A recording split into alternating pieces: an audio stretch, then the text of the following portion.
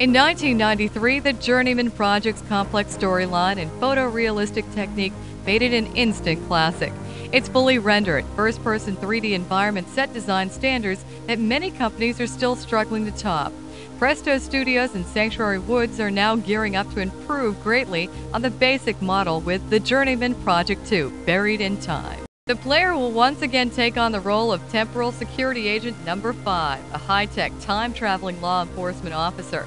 6 months after the events of the first game, you wake up one morning face-to-face with your future self.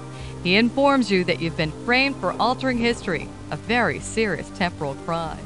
Fortunately, the charges have not been made against you, so you are free to start sifting through the timeline for clues as to who has set you up and why.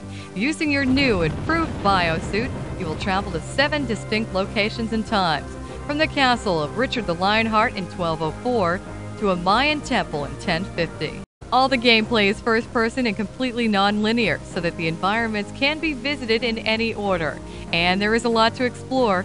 However, it is only by solving the puzzles and collecting evidence that you will discover who is framing you.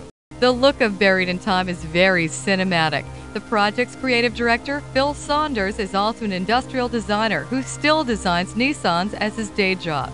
He researched the historical locations involved in the story, including King Richard's actual castle, which is no longer standing.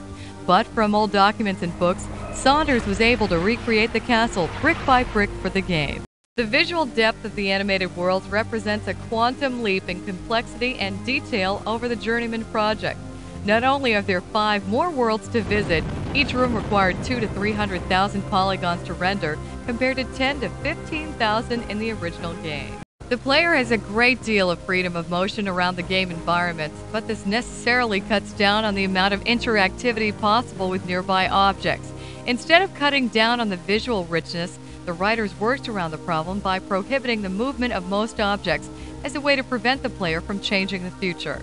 Professional actors in historical costume were filmed against a blue screen to insert them into the beautifully rendered sets. Now, a great deal of care has been taken to make the compositing seamless by making sure that the cameras were at precisely the right angle and that the lighting was at just the right level to match the computer images.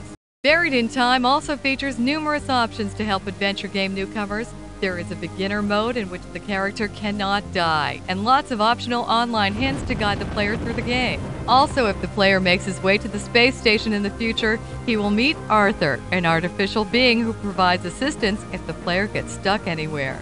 The kind of story complexity and visual sophistication that makes up this game does not come cheap in terms of storage space. The final game will take up 2 full CDs. Look for Buried in Time to appear on the shelves this summer.